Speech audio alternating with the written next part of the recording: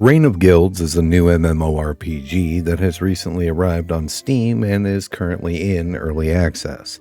It is primarily played in the first-person perspective and has kind of a Skyrim-ish style of play with a blend of Mortal Online 2. It features both melee and ranged combat as well as unique spellcasting time-based mechanics to increase the potency of whatever magic that you're using. Apart from that, the game features an open-world, guild-based castle sieges, quests, PvP, crafting, and a player-based economy. The game leads towards a more classic RPG approach where the player is kind of left to discover and figure out the bulk of its deeper mechanics, as opposed to a more holding-your-hand style of play. But, more importantly than all of that shit, let's see if it's fun. Reign of Guilds. Okay, let's jump into character creation and see what we can see. All right, we've got two genders, male and female. I think everybody is a human. I think this is more of a classic medieval. Well, I don't know, because there's magic. So maybe they just haven't added additional races. Height, camera height, attack range, hitbox size, and food. And that actually changes stats. I'm not sure how I feel about these. It's the character creator is pretty limited. The height slider that affects, hitbox, camera height, weapon reach, and how often you have to eat. I know that these things sound good on paper. Like the shorter or skinnier character is harder to hit, but having played Mortal Online 2, I just don't think that I'm a fan of this mechanic.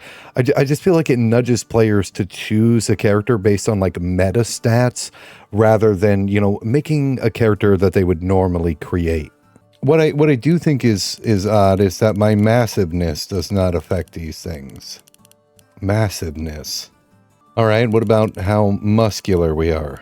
No, we're going to have those peasant abs. Okay, well, it's just fat, and I can appreciate that. Sliders that you can mess with. No, we'll just look like a pleb. Okay, I'm happy, but I like simple characters. I like heroes from humble beginnings. So Oswick, the humble beginning hero of Reign of Guilds. Let's get invested. Pick up the bag with E. The basics. Attention. All characters are invulnerable to PvP damage, okay? However, once you leave it, the general karma system will take effect. Attacking and killing other players will lead to serious consequences, the loss of character karma, aggressive guards, etc. Unlawful actions in safe zones, villages, and cities are especially punishable. Okay, so they've got if you being a PvP asshole, then they'll do you dirty. So there's punishment for, just trying to run around and murder newbies. I don't know if there's proximity chat in the game. Hello? Aim at the bag on the table. Okay, so our first quest, pick up the bag. We have got the bag. There's 28 of these fucking pages? Oh, that is just all the fucking words now. Pick up the sword. I'll take that. Go down to the mentor's basement and practice special attack. Okay. Is that doesn't seem to matter which direction I'm facing. Okay. That's a bright ass oven you've got there, sir. Okay. And down to the basement. Hit the dummy with different attacks, usual attacks and special attacks. A short sword is at its best in a tight battle formation or a cramped space. It's also a perfect weapon against unarmored opponents. It will be of little use against heavy armor, though, except for special attacks. Okay, well, at least there's directional attacks. I like that. Okay, we've got the two-hander. Okay, so basically pommel strike. And then at a good range. Okay, so the shield, I like that down here on the little icon, I put the shield and the sword on top of one another so that when I draw them both. And then we've got crossbow. It's clear how to cast magic. Just aim and shoot. When you heat your powder, though, it gets harder. Heating the powders increases their potency and reach distance. When you heat a powder with a magic effect, it increases its duration. Perfect to cast boons on yourself or negative effects on your foes. Okay, I barely was able to read that I have to hold down the Alt key to cast it on me. So, usual cast, boom. In addition to the main characteristics, the character has 8 attributes that define their development. Physical, strength, agility, endurance, accuracy, magical are earth, water, fire, air. Attributes grow when you use the appropriate weapon or spell. So you can grind. When calculating the development of attributes, a large number of factors are taken into account, including the level of the character, their goals. The fuck does that mean? My goals? I'd like to be the best. Take that into account. But other things being equal, the development in PvP is faster than in PvE. So if you like get into duels and fight other people, you get better quicker. With the help of respecialization scrolls, any attribute point can be redistributed into another attribute within one direction of development, physical or magical. So only physical for physical, only magical for magical. Open your inventory and use the scroll by double-clicking it with the left mouse button in your inventory. This, the Tabula Rasa 5, what? I mean, I just got here. I don't know what the fuck I want to do. Okay, so I have 5 points. Regardless of what I am, I want hit points. There. It's not great. Like it's a lot to drink in, but we're managing. I'm gonna try to meet the game in the middle. Hello, Vernon. Establishing connections. You are headed to Dwarhan, aren't you? You'll first have to talk to Flavius. I guess he'll find... Why wouldn't it show me all the dialogue? Why is this even an option? Like, it's not... I don't have to scroll or anything. Like, this doesn't make any sense. What I don't like, before we move on, I mean, it tells me what it is, but... Like it's not a very good description. Like dexterity, would that be the long sword, short blades, hand axes, in two-handed weapons, hammers, mauls, clubs, obviously any form of archery, and then getting your ass kicked. That doesn't seem too terribly intuitive. Moving on. It's time to find the fun. Flavius, establishing connections. Talk to Flavius. Complete. 5,000 monies. There's people in crow cages. Revener band. Are these band players? If so, that's fucking hilarious. Cellar? What am I stuck on? Fucking rat? I'll fucking destroy you.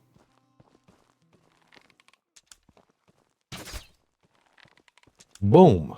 Questing in Reign of Guilds is a bargain variety of the usual MMO tropes. Kill X amount of ding-dongs or bring me X amount of thingy-madoos for monies, items, and experience. Thankfully, I have yet to encounter a fucking escort quest. What I am grateful for is that the quest guys do not have a weird symbol or exclamation mark above their head, and you as the player are forced to choose your own involvement by talking to the locals and exploring the village and surrounding areas. What I find weird is that it appears that leaving Tutorial Island requires a quest to escape the newbie zone. That in itself is fine, but before you can even consider leaving, there are a bunch of quests that you can acquire that take place on the mainland. It just seems weird that I can take quests to do shit on the mainland, but I am nowhere near powerful enough to do the quest that allows me to leave. So you'll either end up with your quest log just chock full of shit that you can't do, or wait to pick up any mainland quests until you are ready to leave. I don't think the inspect mode works. Okay. What the fuck is that? A pine log. There are also many quests that want processed items, such as birch planks or iron ingots. These quests do not explain to the player how to process the goods, and instead rely on the player having a degree of common sense, and take the birch logs to the lumber guy or the iron ore to the smelter fella. I guess this is okay for me as a player because I like to figure things out in games without the glittering path or the Bethesda cart ride. But I know that there will be players that quit the game due to the lack of in-game instructions.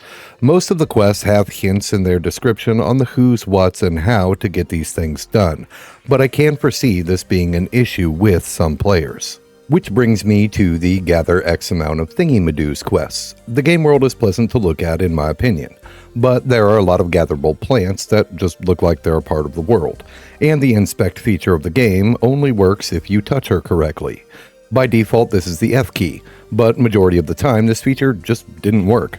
I'm assuming it's supposed to highlight lootable items. It just never functioned for me, and I was forced to use my peasant senses, and by that I mean just click on shit that I thought I could pick up. Furthermore, sometimes there are no indicators that an item could even be picked up, nor was the item named on my reticle, leaving it a mystery until I checked my inventory. So, in my humble opinion, this feature needs to be fixed, and fast. There are a lot of gamers out there that will come across the pick 7 different flowers quest, and if this mechanic of the game isn't working as intended, they're gonna say, yeah, fuck all that.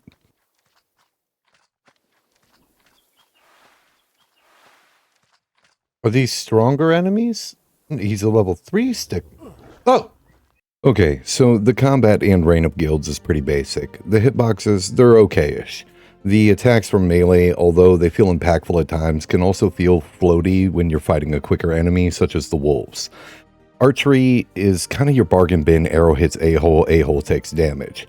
I'm also surprised that there is no special arrows or craftable ammunition, and that the player simply has an unlimited supply of bolts for their bow or crossbow. This feels like a missed opportunity. I mean, how much cooler would it be to live out your, dreams as a woodsman or a ranger if you could craft specialized arrows and then enchant them with special effects or elemental properties? Simply giving the player unlimited ammunition kind of makes wielding a bow boring. And boring is worse than bad, in my opinion. I'm hoping that the developers have bigger and better plans for you bowmen out there, so as of right now, archery is just aim and shoot. As for magic, it does the job. But so far every attack spell is toss out elemental bolt of whatever elemental flavor and watch elemental go bonk. I've also encountered an issue where the overcast mechanic is not giving me the cast bar, even though my character is doing the animation with, no minigame appearing on my screen. There are also times where I would connect with an attack spell and then the enemy would just take 0 damage. This seems to occur only when rapidly casting spells in quick succession.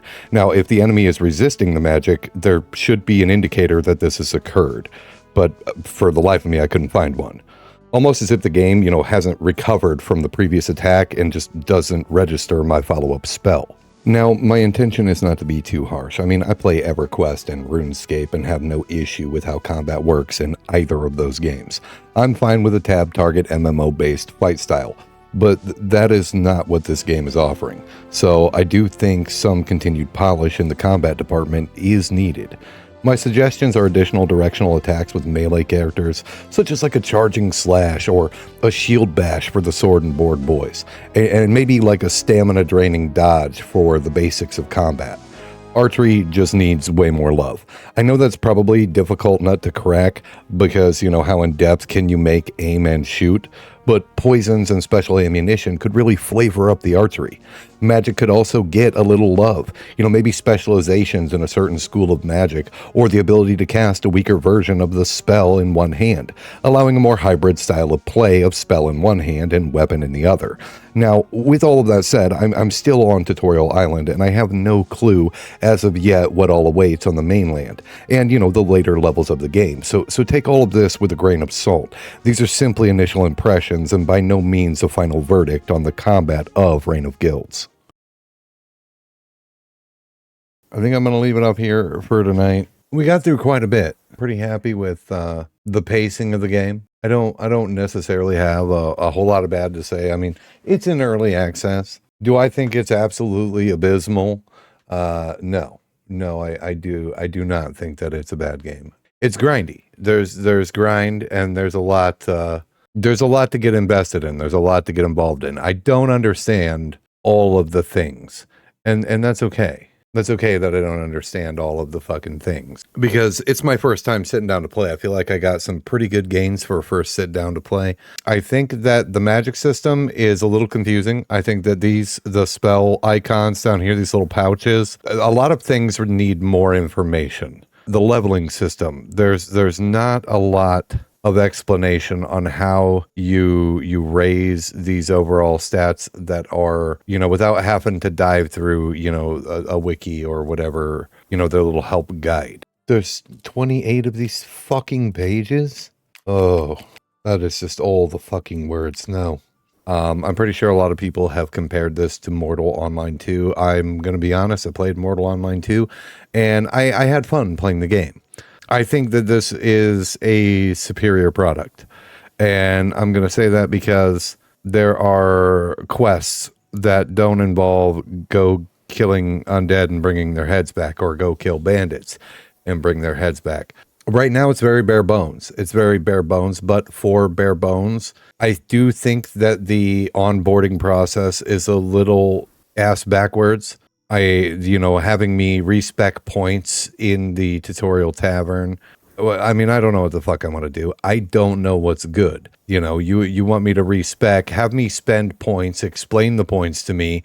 What all entails with strength, with dexterity, with my accuracy, my endurance, the different spell schools, and have me spend some points and use the fucking abilities, and then go, okay, since we had you spend these points to learn how to do these things and teach you more about the game, instead of just a text-based info dump, then allow me to respec so that I have a bit of an idea and maybe some information along the lines of, dexterity and aim are the primary attributes for the thief and the assassin, for the vocation once you hit the mainland, or whatever they call the class. These spells synergize well. These two schools of magic synergize well with one another. And that's used by the Templar or something like that. There needs to be more information. I think the onboarding is difficult, and could definitely use some work. Customizations and the fluff shit, I don't really care about that. Like, yeah, there's only 3 hairstyles, and that sucks. Everybody looks samey, but it doesn't look bad. The game doesn't look bad, but I also play classic games. I'm a fan of the graphical style of RuneScape. I'm a fan of the graphical style of classic EverQuest. Graphics mean jack shit to me compared to content. The only gripe I have about the quest are, I don't want to click the show more button. Stop trying to hide the information from me. Let me read the quest. Let me become immersed. Don't hide the immersion of what it is that I'm supposed to be doing. So I think that it's rough around the edges. I think it is very rough around the edges to start with, but I always want to meet a game, in the middle. Give it the opportunity to woo me, if you will.